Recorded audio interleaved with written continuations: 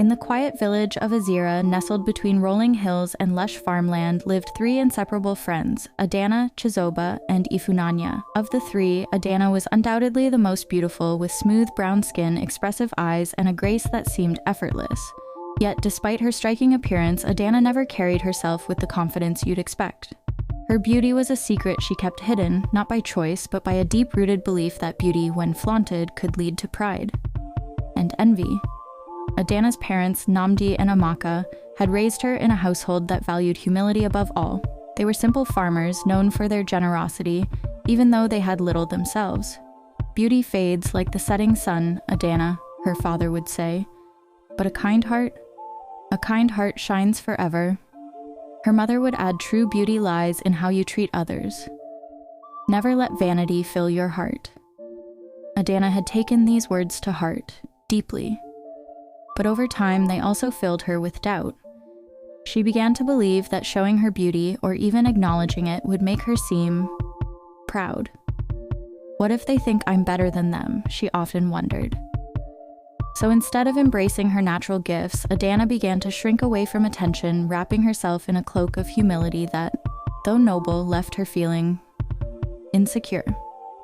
It wasn't always like this. There was a time when Adana was confident, when she stood tall among her peers, but that all changed one fateful day in school. It was during a village celebration, and Adana had been praised in front of everyone by the local teacher.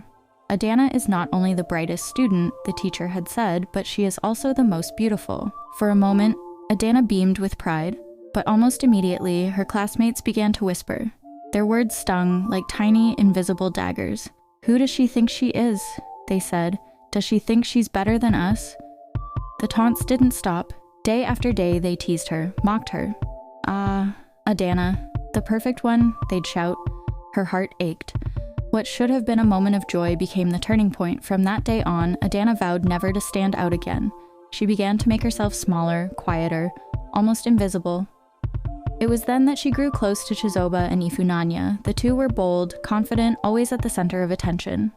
Adana found comfort in their company, or so she thought. In truth, their friendship was far from equal. While they enjoyed Adana's kindness and support, they also enjoyed the fact that she never competed with them.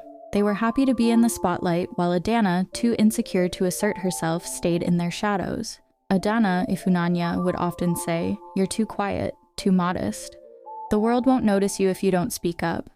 Chizoba would laugh and add, "Yes, you need to be bold like us. No one cares about someone who stays hidden."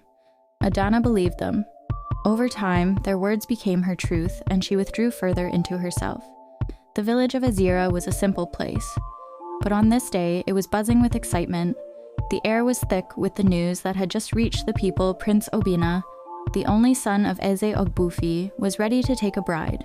The prince, known for his wisdom, strength, and fairness, had announced that a grand festival would be held, a bride selection festival, where he would choose his queen from among the maidens of the land. The news spread like wildfire, from the marketplace to the riverbank, and soon every home in the village was filled with talk of the prince and his upcoming festival.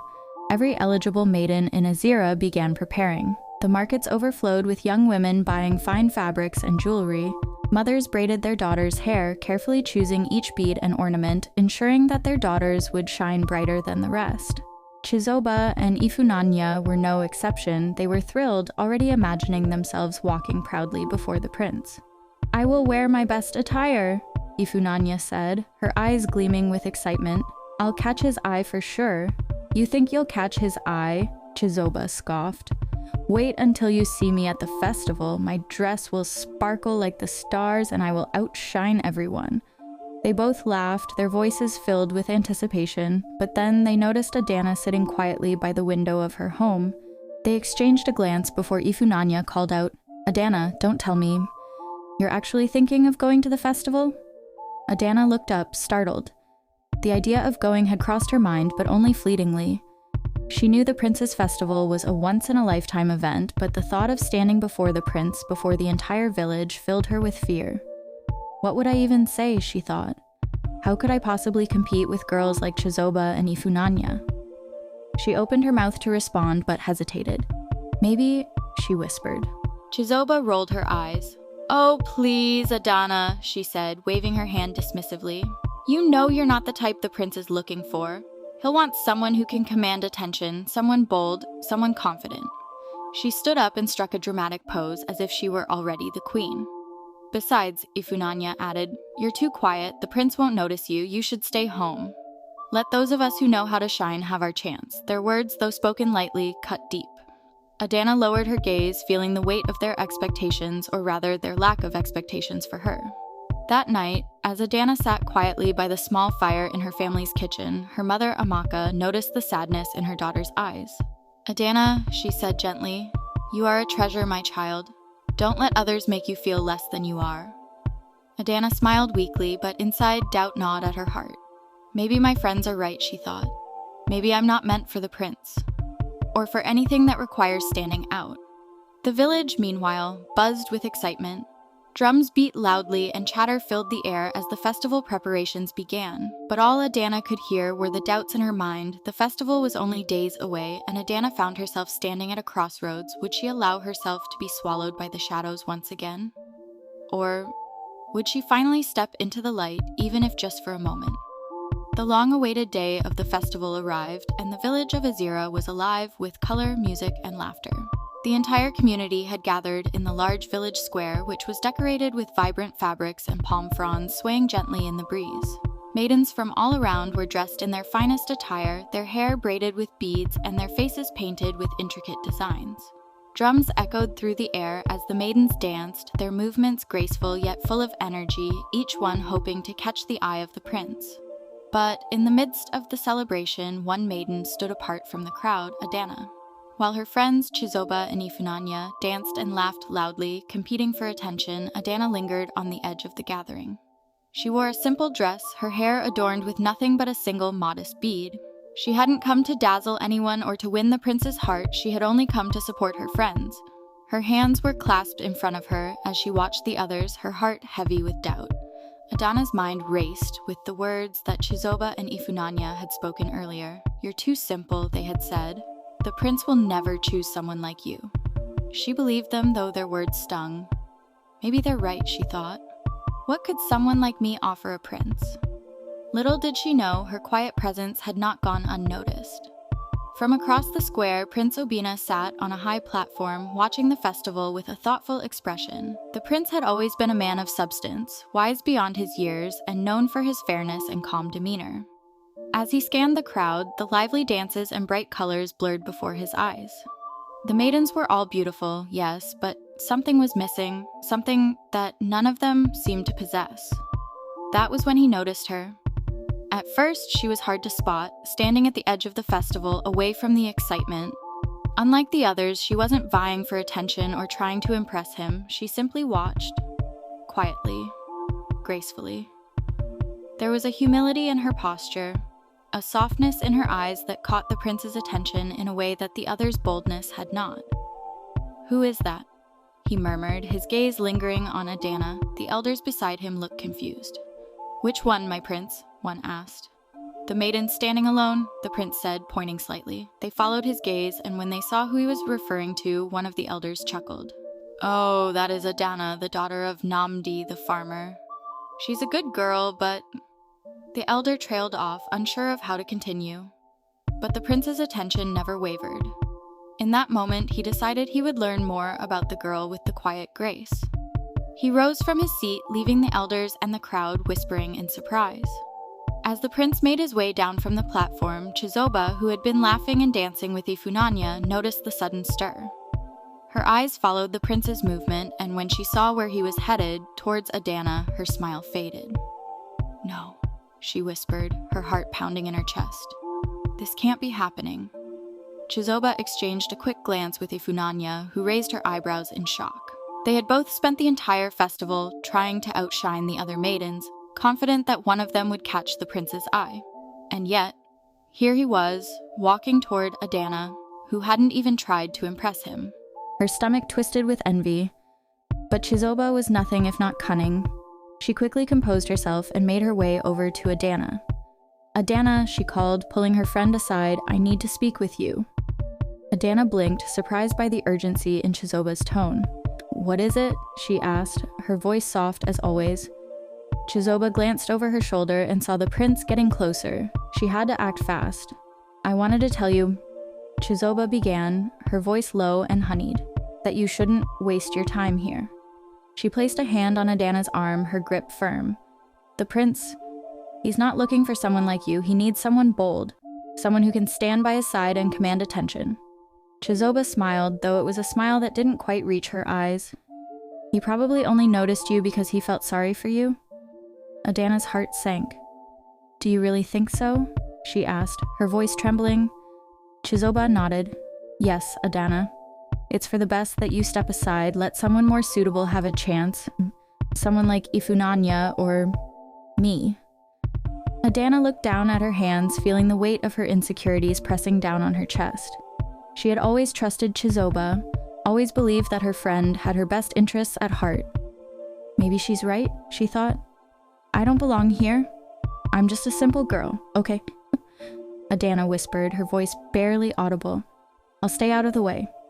Satisfied, Chizoba gave her a quick pat on the shoulder before turning back towards the prince with a gleam in her eye. She moved gracefully into the crowd, her head held high, certain that she had cleared the path for herself. But the prince had seen enough. He had overheard the conversation, every cruel, manipulative word.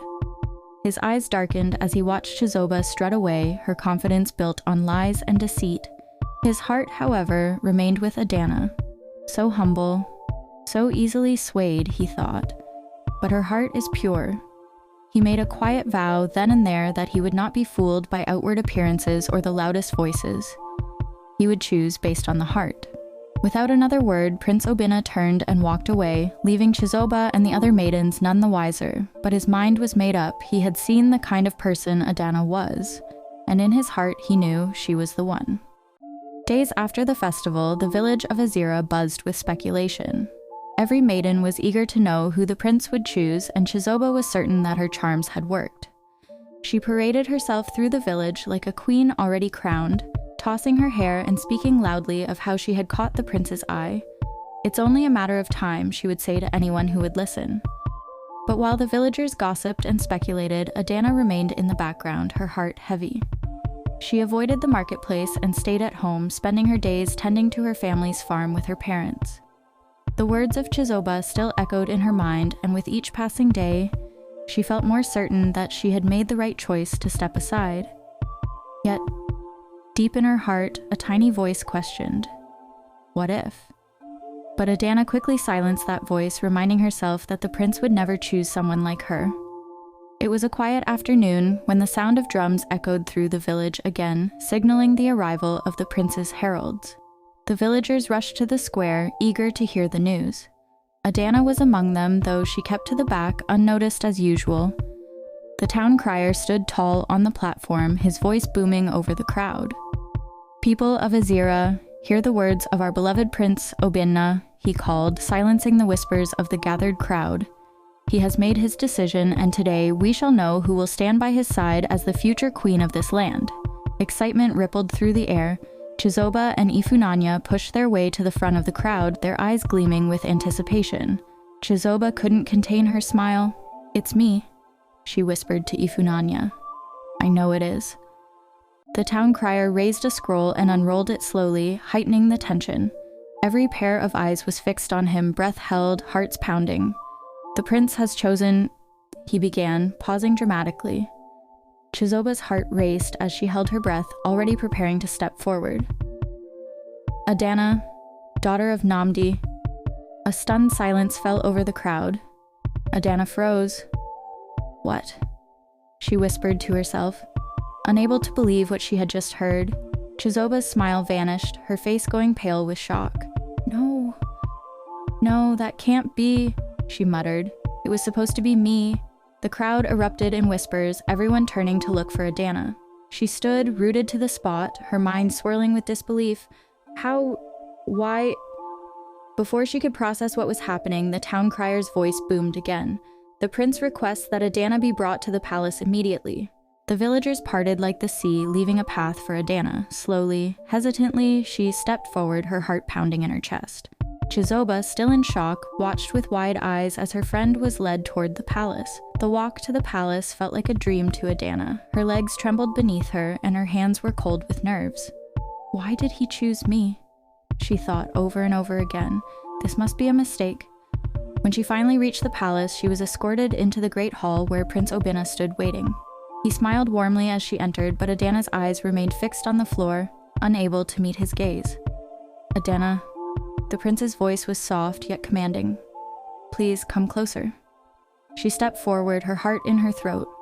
Prince Obina watched her for a moment, admiring her quiet grace before speaking again. I know you are surprised, he said gently, but I chose you for a reason. Adana swallowed hard, finally finding the courage to speak. But why me? She whispered. I am not like the others. I have nothing to offer a prince. The prince's eyes softened as he took a step closer to her. You have more to offer than you realize, he replied. I have seen your kindness, your humility. While others sought to impress me with their outward beauty and confidence, you stood apart, unnoticed by most, perhaps, but not by me. Adana's eyes filled with tears, but she quickly blinked them away. But Chizoba and Ifunanya, they said. Prince Obina shook his head. I overheard them, he said, his tone firm. I know how they tried to deceive you to make you feel small. But their words do not define you, Adana. He paused, letting his words sink in. What matters to me is not how loudly someone can speak, but how deeply their heart can love. And I see that in you. Adana's breath caught in her throat, but I don't know if I can be the queen you need, she confessed, her voice trembling. The prince smiled gently. You already are, he said. You just don't know it yet. By the time Adana returned to the village, the news had already spread like wildfire. The people were in awe. How could the humble, quiet Adana, who never sought attention, be the prince's choice? But those who knew her, who had seen her quiet acts of kindness, began to understand. Chizoba, however, was not as gracious. Her envy boiled over into anger, and she refused to speak to Adana for days. But her bitterness only isolated her further as the villagers began to see her true nature. One afternoon, as Adana walked through the village square, she was stopped by a group of young girls who had heard the story. They looked up at her with wide eyes full of admiration. Is it true? One of the girls asked. The prince chose you because you're kind? Adana smiled, kneeling down to meet the girl's gaze. Yes, she said softly. Kindness and humility are more important than anything else. The girl beamed, and Adana felt a warmth in her chest that she had never felt before. For the first time, she began to see herself the way the prince saw her, not as the quiet girl who was always overshadowed by others, but as someone who was worthy of love, respect, and happiness. The next festival came soon after, and this time Adana did not stand on the sidelines. She walked beside the prince, her head held high, her heart filled with quiet confidence. The villagers cheered as the prince announced that she would be their future queen, and though her heart raced with nervous excitement, Adana smiled. She had finally found her place, not in the shadows of her friends, but in the light of her own worth. What an incredible turn of events. Adana, once quiet and unsure, has finally stepped into the light, claiming her place beside the prince. But the question remains, what will happen next? Will Chizoba accept defeat, or will her jealousy lead her to more sinister plans? Can Adana truly leave behind the shadows of her past, or are there greater challenges waiting for her? To find out, stay tuned for the next part of this exciting tale. Don't forget to subscribe to African Folk Tales by Nietzsche so you don't miss a single moment of this unfolding drama. Leave a comment below and share your thoughts. I'd love to hear what you think about Adana's journey so far. Let's keep the conversation going, and I can't wait to read your comments.